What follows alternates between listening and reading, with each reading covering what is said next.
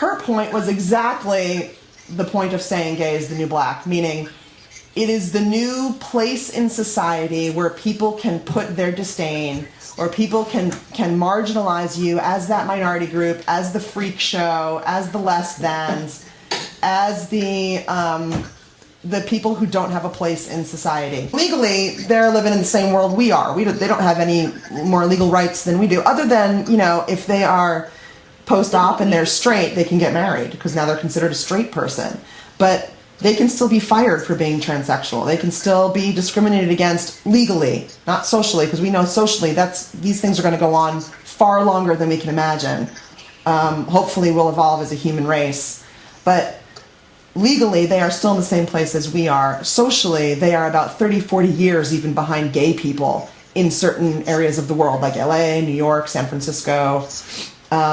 They are the new gay in those places. They are just starting to come out of the shadows and come out of the closets the way we were 30 or 40 years ago. So, in large part, it's sort of the same comparison I was trying to draw and trying to shed light on with that article.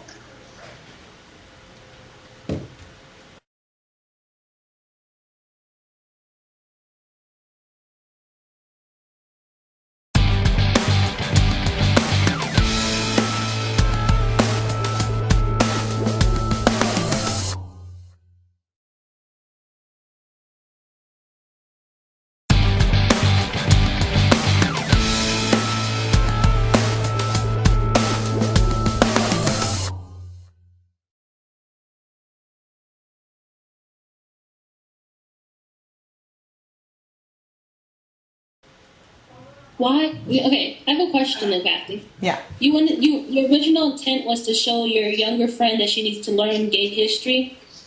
That she needs to. She sort of had an entitled attitude about gay people and not taking the struggle very seriously, and sort of almost shucking it off like, people just need to come out. What's the big deal? It's not a big deal. And that's largely going to depend on your culture and your geography at this point in time, if you're going to be able to live your life like that. And I think she's also a strong enough character to be able to live her life like that. But I think there was a disdain that was clear to me that she had no idea of the gay people who had come before her and what they'd been through. If I misunderstood this, let me know. Was she saying if people come out, it would fix this issue? I think there was a lack of understanding the issue completely. I think the understanding was, the issue was, oh, I'm gay and I need to come out and I feel bad about myself and my family's not going to accept me. And it was almost like saying people were whining and just sort of not taking it seriously. Just have some guts and come out and be who you are and, be of strong character. And it was almost like, well, that's easy for you to say. And there's a reason it's easy for you to say. There's a whole history that came before you that you know nothing about. And she knew very well the history of African Americans because it's a history we all study, thankfully. And so she felt very defensive for that history in that it shouldn't be compared. But I was trying to challenge her to think about the things that her gay ancestors did face with sort of a slap in the face way of writing it. Does that answer your question?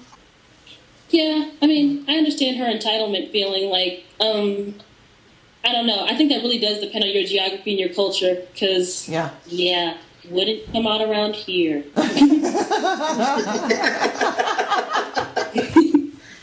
I'm like, LA, New York, it's all the trends. Here, right. Good luck with that. Right. A lot of people here are very, very, very much closeted, and the ones who are out, the ones who are closeted looking at the ones who are out like, are you serious? Yeah. Are you crazy? Yeah. I think it really does depend on where you are. And even your family. The people's families are just not going to have it.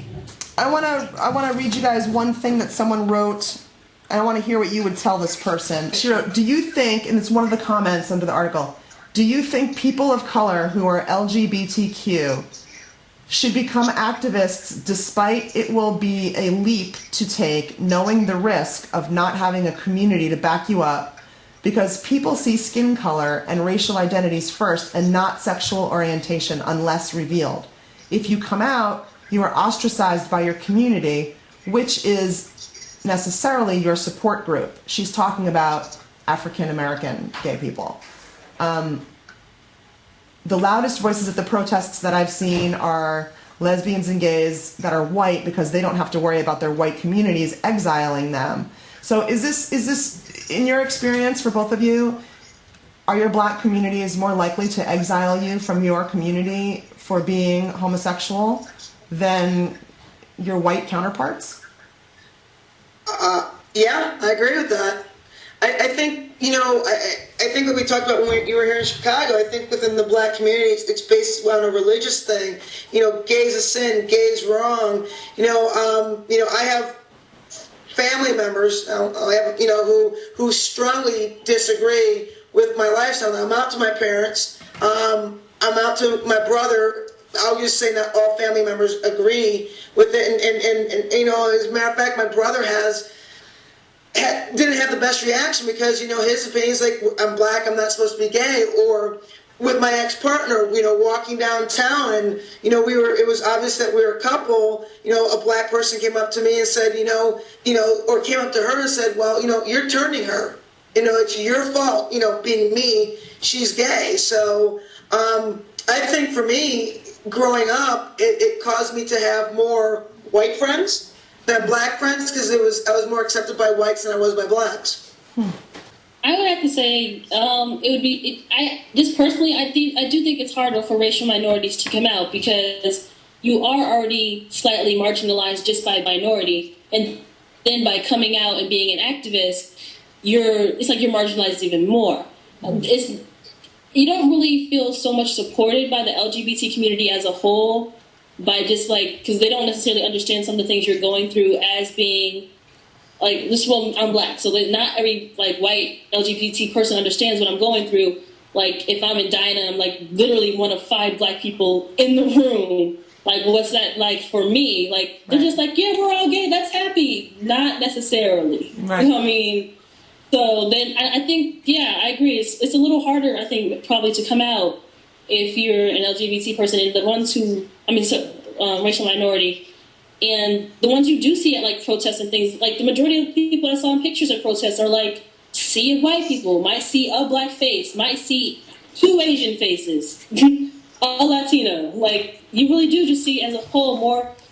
It seems like a lot of white people don't. I almost kind of they just don't really fear coming out because